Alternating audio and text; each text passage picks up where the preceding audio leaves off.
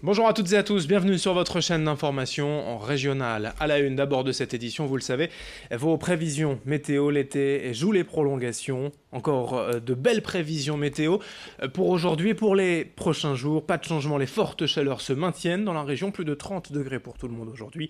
Et bien sûr, le soleil, le ciel bleu au rendez-vous. Parfois quelques voiles nuageux pourraient se former, annonçant un risque d'orage durant la nuit prochaine. Mais pour les températures, notez aujourd'hui 34 degrés à Lille, 33 à Saint-Omer, 32 degrés à Dunkerque et le Touquet, 30 degrés même à Calais et à Boulogne. Les prévisions météo complètes bien sûr après ce journal. De nouveau, l'une des conséquences de cette météo, c'est la pollution dans la région selon Atmo Hauts-de-France. L'indice de qualité de l'air sera particulièrement mauvais aujourd'hui, 8 sur 10 partout sauf à Boulogne, 7 sur 10, mais cela reste mauvais. Et du coup, la préfecture demande de nouveau aux automobilistes de réduire leur vitesse d'au moins 20 km/h et dans la métropole lilloise, la circulation différenciée est renouvelée dans 12 communes autour de Lille. Pour rappel, seuls les véhicules critères 0, 1, 2 et 3 peuvent circuler. La rentrée scolaire, c'est donc dans moins d'une semaine. On continue d'en parler avec plusieurs changements notables dans les classes. Cette année, de la maternelle au lycée, on fait le point sur ce qui change à l'école avec Idil Gunay. Chez les plus petits, le principal changement, c'est l'âge de la scolarité obligatoire. Il passe de 6 à 3 ans. L'âge de 6 ans avait été fixé en 1982 et même si la plupart des enfants entrent à l'école dès 3 ans, désormais les parents n'auront plus la possibilité d'éviter la maternelle à leurs enfants. En primaire, c'était une promesse d'Emmanuel Macron. Les effectifs ne dépasseront pas 24 élèves par classe en CP et en CE1. Dans les zones d'éducation prioritaire, les REP et les zones d'éducation prioritaire renforcée, REP+, le dédoublement des classes est étendu aux grandes sections, en plus des CP et CE1. Les effectifs passent ainsi d'une vingtaine d'élèves à 12 maximum. À noter que l'homoparentalité est officiellement reconnue. Par conséquent, les formulaires administratifs comprennent la mention « autre représentant légal » en plus des mentions « père » et « mère ». Les valeurs de la République française à l'honneur pour cette rentrée, avec l'obligation pour chaque établissement du premier et du second degré de placer les drapeaux français et européens dans chaque classe, accompagnés de la devise « Liberté, égalité, fraternité », en plus des paroles de la Marseillaise. Enfin, au lycée, c'est la réforme du baccalauréat qui entre progressivement en vigueur. Fini les filières générales L, ES ou S. Désormais, en fin de seconde, chaque élève devra choisir 3 spécialités parmi 12 enseignements proposés, allant des mathématiques à l'art, en passant par la philosophie ou encore les cultures étrangères et régionales.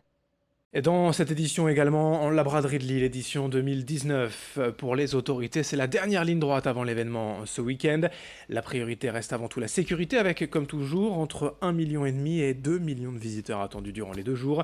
Pour cela, près de 3000 agents de sécurité et de secours sont réquisitionnés. Des policiers, des gendarmes et des militaires évidemment, mais aussi des pompiers, des secouristes, des équipes prêtes à intervenir en cas d'accident, pour des blessures, des mouvements de panique, mais aussi en cas d'attaque terroriste. Ces forces de sécurité seront partout dans les rues de Lille afin d'intervenir en moins d'une minute, le tout en étant le plus discret possible. Un véritable défi quand on sait qu'il y a plus de 50 km et 150 hectares à sécuriser.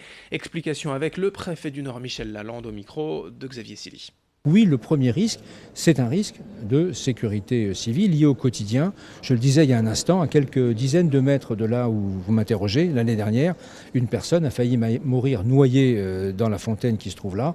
Ce sont les policiers qui étaient présents juste à côté avec les personnels du SAMU qui étaient à la préfecture qui ont sauvé d'une mort certaine cette personne. Voilà un exemple très concret de sécurité du quotidien auquel les services ont à faire face. Bien sûr, les moyens que nous mobilisons sont des moyens qui peuvent aller très au-delà, notamment pour faire face à une crise plus importante, mais j'espère que, comme les autres années, nous n'aurons pas à les mobiliser. En complément, selon les chiffres de la mairie, le côté authentique de la braderie semble revenir en force cette année avec de plus en plus de brocanteurs présents.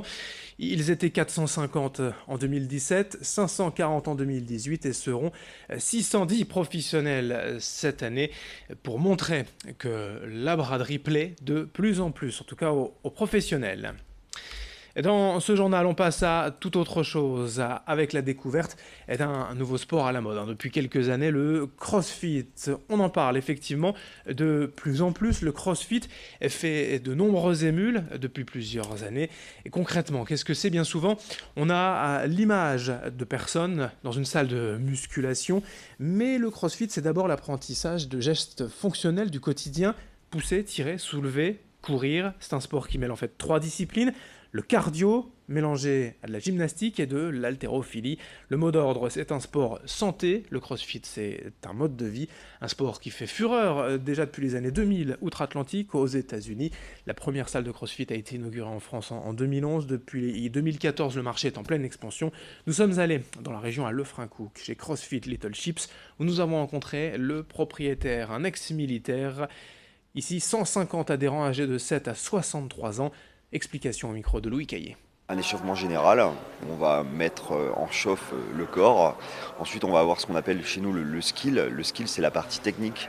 On va voir un geste, d'accord. Ce geste technique, on va le découper sous forme de progressif, ce qui va nous permettre de l'apprendre réellement. Et à l'issue, on va avoir ce qu'on appelle le WOD. Le WOD, c'est le travail du jour, le workout of the day. C'est là où on va mettre en place, mettre en pratique ce qu'on a vu lors du skill. Le CrossFit, par nature même, c'est adaptable à tous, d'accord. Tout le monde peut pratiquer. On va avoir des gens qui ont un grand passif dans le sport et qui vont pouvoir exercer cela, mais on va aussi avoir des gens qui n'ont aucune activité, qui n'ont jamais pratiqué de sport jusqu'à présent, qui vont pouvoir commencer le CrossFit. Notre sport est adapté et adaptable à tous en permanence sur n'importe quel type d'exercice. Et puis on termine ce journal avec un petit plaisir. C'est gratuit cette semaine au centre commercial au Auchan, en Anglo-les-Géants. Une expérience de vol en chute libre pour tous les adeptes de sensations fortes. Enfants, adolescents et adultes peuvent découvrir sur le parking de la galerie commerciale les facettes du vol en chute libre. Grâce à un simulateur, vous le voyez, suspendu dans les airs par 2 élastiques. Vous pourrez découvrir ainsi les sensations ressenties lors d'un saut en parachute. Les clients ou amateurs pourront ainsi découvrir la poussée d'adrénaline ressentie par les adeptes de cette activité. En fait, il y a un souffleur à plus de 250 km/h qui permet de rester ainsi stabilisé en l'air à 11 mètres de haut en combinaison de wingsuit. Alors que l'on atteint facilement les 60 € pour cette expérience d'ordinaire, ici c'est gratuit tout au long de la semaine pour 1 minute 30 de sensations fortes jusqu'à ce week-end. L'activité est proposée de 11h à 13h et de 14h à 18h. Et explication au micro de Rémi Desremeaux. Le retour d'expérience que j'ai des clients qui ont testé l'animation, c'est qu'on a vraiment les sensations d'un vol en parachute. On est vraiment propulsé en hauteur. C'est une expérience qui dure 1 minute 30, mais en fait, apparemment, c'est vraiment suffisant pour ressentir les sensations très fortes et de l'adrénaline, beaucoup d'adrénaline. On a des élastiques, donc on ne peut pas partir dans tous les sens. Mais quand il y a un petit coup de vent, et ben, on part et puis c'est vraiment très réaliste en fait. On regarde droit devant et puis on voit tout le monde. On a vraiment l'impression de voler. Fin de cette édition, merci à vous de l'avoir suivi. Dans un instant, vos prévisions météo. Un rapide rappel des températures toujours aussi élevées, plus de 30 degrés aujourd'hui dans la région, du soleil, du ciel bleu. Peut-être un risque orageux quand même en fin de journée, on surveille cela avec les prévisions météo complètes à suivre dans un instant. Très bonne journée à toutes et à tous.